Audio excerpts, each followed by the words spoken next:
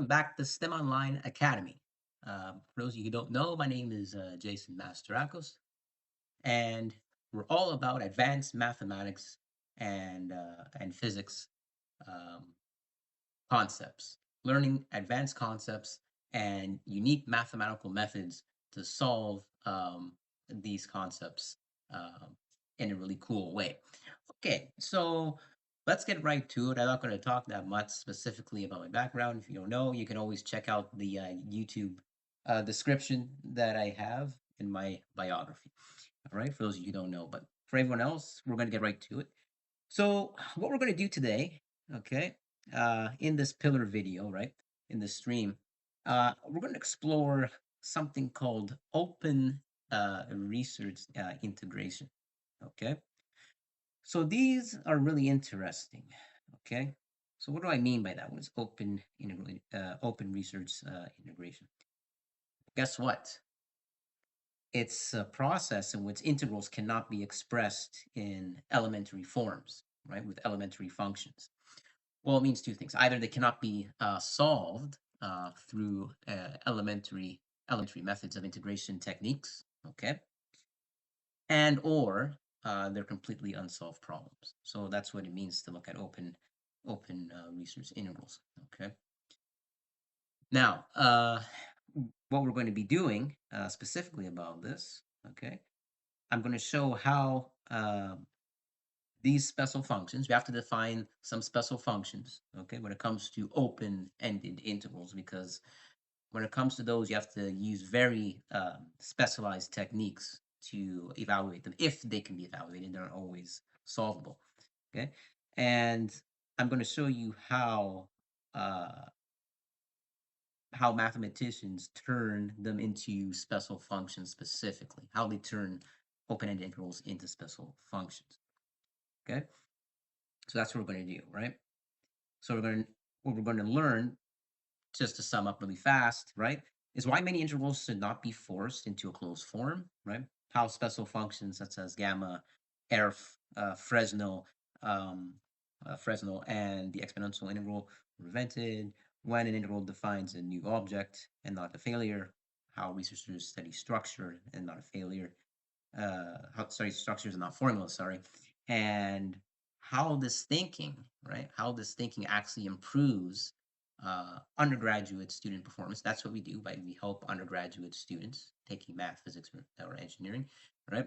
How this thinking is actually going to improve performance in calculus, for instance, integral calculus, ODEs, and physics as well, right? Because this area of math, right, is applied math, right? So that area of applied math has applications in physics which are related, okay, from a mathematical lens, if you can say, right? All right, so let's get to it, right? So we're going to look directly at something very interesting. So for those of you who know me already, that I either like to do two things for my streams and also my live shows. If you've been watching my past live shows, okay, or my past streams, I either do a back and forth approach. One stream I might be doing, rigorous problem solving, okay, um, rigorous problem solving on topics that most people find interesting, and or I go directly to visual spatial reasoning, because that also helps you develop your mathematical thinking skills. You have to see it graphically and geometrically, right? That's the best way to learn math, actually, is if you're able to graph models, graph diagrams, and make pictures, okay? And then reason from that, okay? So today we're going to do the specific topic, but by using mathematical modeling. So let's go to the desktop, okay? So let's give me a moment here. We're going to go to a simulation that I made, okay? All right. So we're going to look at actually, not yet. We won't go to the simulation directly. I just want to talk about something else before we get to it. Okay. So most students are taught to evaluate integrals. Okay. You're probably thinking, how is this going to help me as a student, as an undergraduate student? Like, okay, I know integrals. I've taken the class on integral calculus, maybe in AP classes or whatever. How is this going to help me? What more can I do if I'm already doing well, right? Well, there's always more to learn, right? Especially in my book, Advanced Integration Techniques. Okay. Most students are taught to evaluate integrals. Okay. However, um, mathematicians are taught to recognize when an integral, okay, is not meant to be evaluated but defined. So, not meant to be evaluated but defined. So, if you actually had a very good teacher, I don't know if you guys ever had one, right? No offense. Uh, yeah, all of them out there are not that good, just so you know. Okay. So, uh, I don't know if you've ever had a teacher that gave you a problem, and what they would do is they would trick you. Right? This has happened to me before.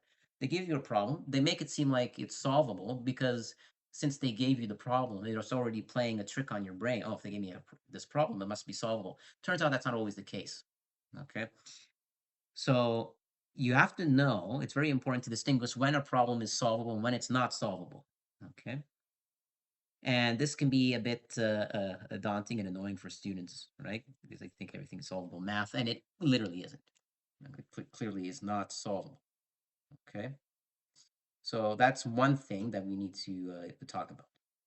Okay, so yes, so that's what we're going to be looking at, right? So you have to be able to recognize when an integral is not meant to be evaluated. All right. And this video is about that exact moment, the moment an integral stops being a homework problem, okay, and becomes actually a new definable mathematical object. Okay, right? So as I said, in calculus courses, right, you were probably, well, we're all actually trained to believe that every integral can collapse into a neat formula, right? But that belief is false, right? And it actually blocks deeper understanding in the topic when it comes to calculus in general, okay? Not every problem is solvable, trust me. Most important integrals in physics, probability, and engineering, for those of you who are taking those courses, okay, you most of the time do not have any elementary closed forms, okay, and that's not a failure of technique. It's just a reality of math, actually. Okay, so in most calculus courses, right, that's they make you think that it's actually solvable, but it actually isn't. Okay. I'm going to show you something that might help you understand uh, geometrically how integration can work. Okay, let's go to the first simulation really fast. All right. Okay, so we're looking at this simulation right here. Okay, we have a smooth integral curve, and this integral curve is showing something interesting. Right? This is the moment in which students panic. Right, integration by parts fails based off the model because that model is actually based off an integral. Right, that equation there. And you can see integration by parts fail, substitution would fail, right? Tables would fail, right? Multiple mathematical methods, elementary mathematical methods, let me be precise, right, would fail here, okay? But math experts don't see a dead end here. They see a definition waiting to happen. So what I'm trying to say is, right, is that between graphing a problem, right, and graphing it, seeing what's happening, extrapolating the information from the model, right? Quite often you can uh, internalize and figure out how to solve it, right? Even if not how to solve it, it can teach you the behavior of the equation, okay? Right? And that's really important, is to know the behavior of a function. Okay, so here we have a smooth integral curve, as I was saying, and you can see uh, the function that we have here, right? I rewind, okay? Let's go back. Nope, there it is. Just give me a second. So yeah, the function that we have here, right? Okay, we have a smooth integral curve, okay? And if we had that dot there, let's say that dot is some particle p moving around the integral curve along the trajectory, okay? This integral of that function there, if we tried u substitution, that wouldn't work. Uh, you can try, as I said, all sorts of methods, it wouldn't work, okay? By parts, substitution, all failed. So you have to see sort of outside of the box how to solve this problem, okay? And it's not always easy. I'm not saying it is. It can be very difficult, right? But elementary functions are actually uh, rare in real applications. Okay, quite often uh, elementary functions don't give you the whole story. They won't work on real applied integral problems. Let's say in engineering, for instance, or in physics, or in statistics, for as an example, right? So that's why they're important. Okay. Now, elementary functions are rare, but polynomials, exponentials, trigonometric functions, okay, these are the exceptions, but not they're exceptions, but um, they're not exactly the rule. Okay, right? Most integrals, right, that you will encounter, okay, in real systems describe the following. They describe accumulation, right? So they describe accumulation, decay, or some form of oscillation. You can see the smooth integral curve we have here. It's some sort of oscillation. Now it's oscillatory. It's some sort of periodic function. It's not exactly periodic in the way that I mean it because the amplitudes are changing. Okay, but it is an oscillatory function. Okay, and those behaviors don't compress cleanly into elementary formulas whatsoever. Okay, so my point is, quite often when it comes to dealing with an open problem means either it can't be solved or we know that there is a solution, but we don't have a method created yet at the moment. Okay, that's what it means, right? Right. So that's what I'm talking about in this section when it comes to integration, where we have to um, deal with a wall, like we're hitting a wall. Okay. All right. So let's look at another model. Okay, we're gonna look at another model here. Model number 2. Okay. Now you can see on the left, we have an algebraic manipulation. Okay, which is getting messier. Okay, we have this integral here of x plus 1 dx, but instead, if we expand the numerator, look what happens. Okay, so on the left hand side, the algebraic manipulation gets messier. Okay, on the right side, you can see from my mathematical model here, we have a graph showing smooth, right? Smooth and interpretable behavior. Okay, so try to let that digest, right? Smooth and interpretable behavior. Okay, and trust me, usually experts in this area really care about behavior as opposed more so than just solving the problem. The behavior quite often leads to new things in math. Okay, right? So a lot of the times it's not about solving the problem per se with some formula. You have to be able to extrapolate. You have to be able to extrapolate correct the correct patterns and behavior that comes from the function. Okay, that's what's very important when it comes to doing this advanced level calculus. Okay, so as you can see, we have something really nice here. Now, at the same time, as I said, researchers don't care about, well, they researchers care about behavior, right? That's what I'm trying to show here, right? That the behavior of the function is very important, okay? And what I mean by that is things like growth, decay, oscillation, and symmetry, right? All these things tell us uh, something more about the function mathematically, what's going on, okay? As opposed to getting that one definite answer. Okay? Right? A function is useful because if it captures behavior, uh, it not only looks simple, but it tells us a lot more about what can be discovered. All right. All right. So let's look at another type of simulation here. Okay.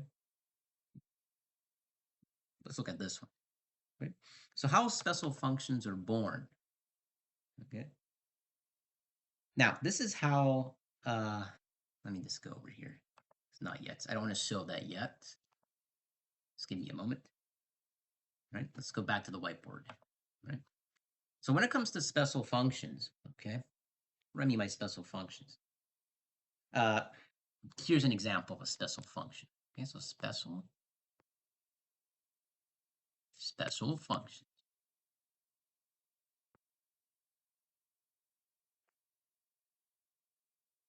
Of function.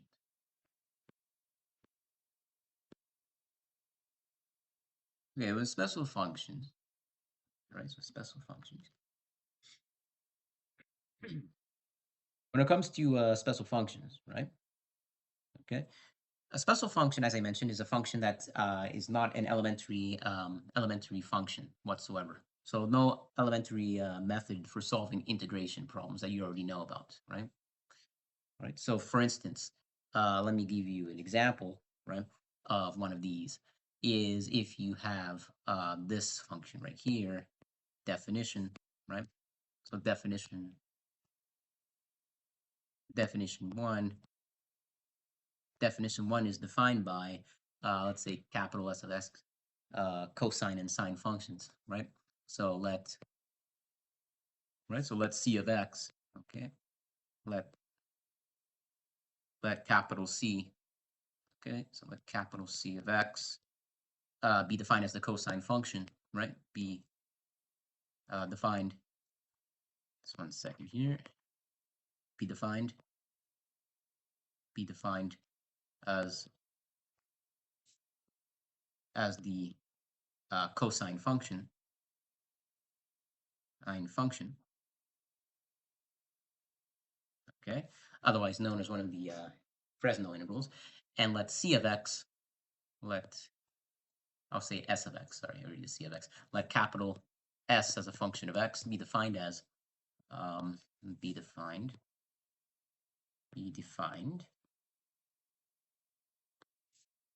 as the sine function, sine function.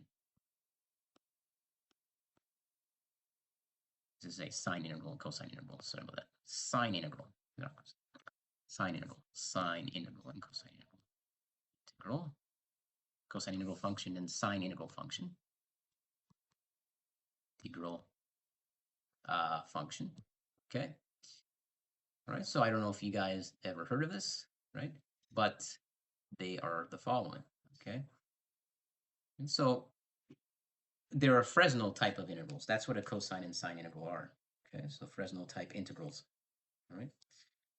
Now, when it comes to this, right, capital C of x, okay, so let's say you have capital C of x is equal to an integral, okay, so it's an integral of sine parentheses pi t squared dt. That's the cosine integral, okay. The other one is the sine integral. Okay? The sine integral is the following. It's defined as capital S of x is equal to the integral. Okay, just 1 second here. Made a mistake. The cosine should have cos. Hate when that happens. Cos. Sorry about that. Cos. And this one will be sine. Okay. So this one should be sine. So sine of pi t squared dt. Okay. So one's a sine integral, one's a cosine integral. Okay. All right. So that's what we've got here. Okay. They're called Fresnel type integrals.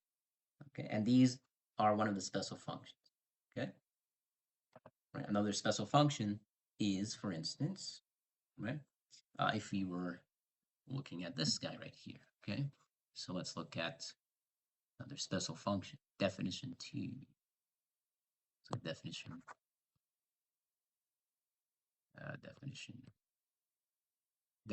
2. I've talked about these functions before. Well, I haven't talked about sine or cosine Fresnel integrals, not really.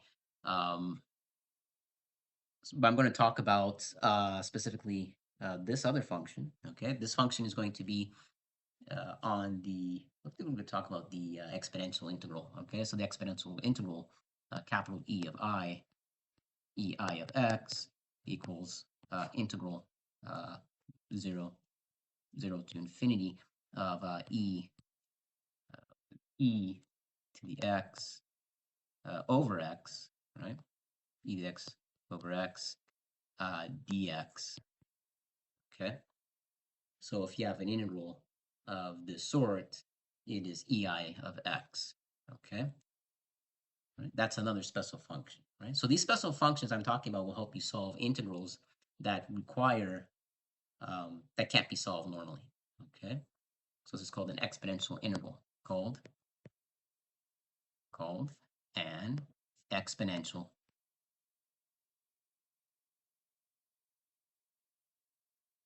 integral, okay? So any integral in the form of e to the x over some function x or some other variable may pop up and it's an improper integral of some sort, then we have to use the exponential integral. And then finally, the one that you already know, I've talked about this a lot of times, talked about in quite a few of my lectures already, okay? Because it comes up everywhere in applied mathematics. It's especially integration. When it comes to integration, is the gamma function. Okay, so the gamma function is this. Okay, so gamma of n equals integral from 0 to infinity of e to the negative x, okay, times x to the n minus 1 power, and then it's like dx. Okay. So I talked about these special functions. So where do these special functions come from? That's the question I'm answering. And they come from specifically these definitions, right? Okay, so these are the definitions that you have to know when it comes to special functions. All right, right? You can take an integral that appears naturally, and instead of forcing it into elementary form, okay, you name it and study its properties, right? So on your own time, you can study these properties if you want, right? Like make graphs and stuff like that, or mathematical models. And you can use Desmos if you want to look at the behavior. Interesting things come up with these models anyways, if you plot them on Desmos software, or if you use any other software, or you want to do your own programming, if you can come up with really cool stuff, like me with my simulations. Okay, so let's go to uh, let's see here. Just one sec.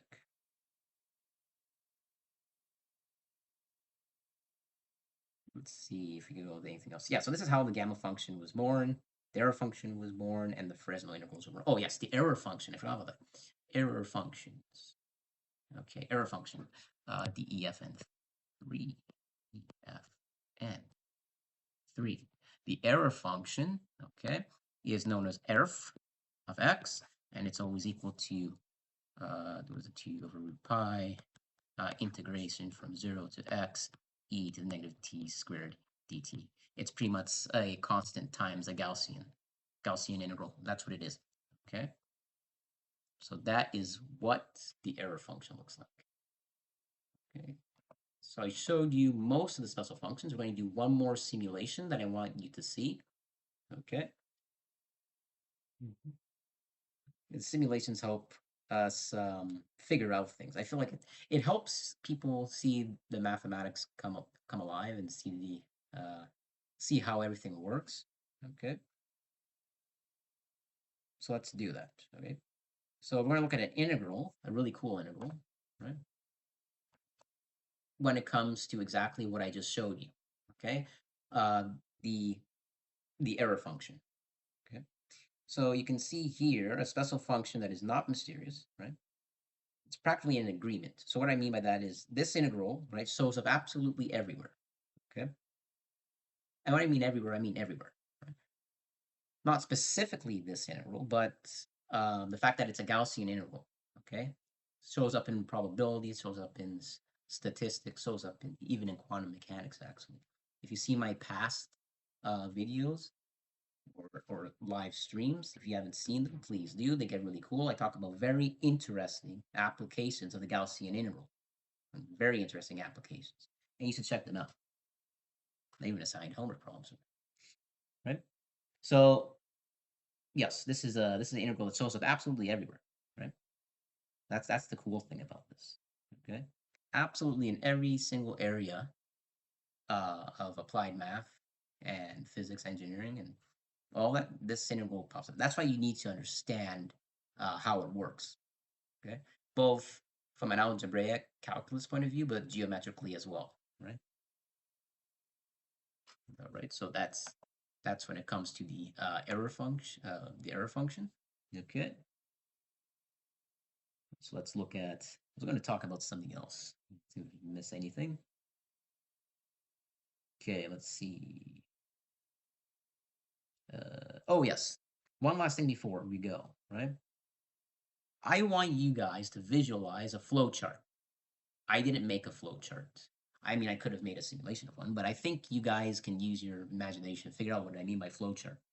And in that flow chart, right, I want you to put down symmetry, right? Does the problem that you're trying to solve, right, if you're having trouble solving it, especially in this niche area of advanced calculus, okay, does it follow symmetry? Does it follow divergence? Does it follow oscillations? Does it follow a natural type of scale, right? This is how, right? This is how applied math researchers will decide what kind of object they are going to be dealing with, okay? Because you need to be able to distinguish what's mathematical method you need to be using to solve a particular problem. If you're not able to distinguish, you will have a problem. Or if you're not able to come up with any ideas whatsoever, you'll have a problem, okay? So make sure that you always put down symmetry, divergence, oscillation, and natural scales. Which one of these is your integral using? Okay, right. So open research integrals aren't failures; they are just the raw material of advanced mathematics. Okay, and learning to recognize them is one of the easiest ways to level up um, your actual um, your actual problem solving ability. Okay, it really is. Right, advanced integration. I don't mean elementary integration that you've learned in your high school classes or even in first year calculus, right? Um, I mean, like doing problems where you're getting lost in integration, right? Because you haven't mastered it if you haven't done the really hard problems. Okay, it's not just for integration, any math problem. If you're doing a math problem and you solved it too fast, then more likely you're not doing hard problems. Okay, I've had problems where I leave it there on a piece of paper, and to this day I can't solve it. Right? And just yeah, it's not math is meant to struggle with. It's not meant to solve in one go. Okay, all right. So that is it for today. I think we are done. All right. So that's going to be it for today's lesson. Okay. But for those of you who are new, please like and subscribe. It would really help the channel. For those of you who know me, stay tuned for Wednesdays. Wednesdays at 8:30 is the live show. Okay, at 8:30 p.m. Eastern, and then Thursdays is at 7 p.m. Eastern is when I have my streams. Sundays, 7:30 to 11. Anytime I'll post it, another stream on Sunday. Okay, so if you want to be able, uh, if you want to be able to learn to think like this in this way, right? Like defining brand new functions for uh, integrals aren't solvable, right? You can always reach my coaching services, right? At www.stem1online.com. It will be in the link below of the YouTube video. Or if you just want a really good resource and learn by yourself on how to tackle uh, advanced integrals, right? As long as you have a strong foundation in integral calculus and linear algebra, um, you should probably check out my book, Advanced Integration Techniques. It'll also be in the link below of this video. Okay, and this book will help you for calculus 1 to 3. It will help you with complex analysis, numerical analysis, stochastics, and even has applications in quantum physics. So this book is very, very comprehensive. Okay, so those of you who like to keep learning advanced math, especially calculus, calculus and apply, which is also applied to physics, this is your go-to. Okay. Again, have a nice day. I'll see you guys Wednesday, and there'll be plenty more new videos. Bye for now.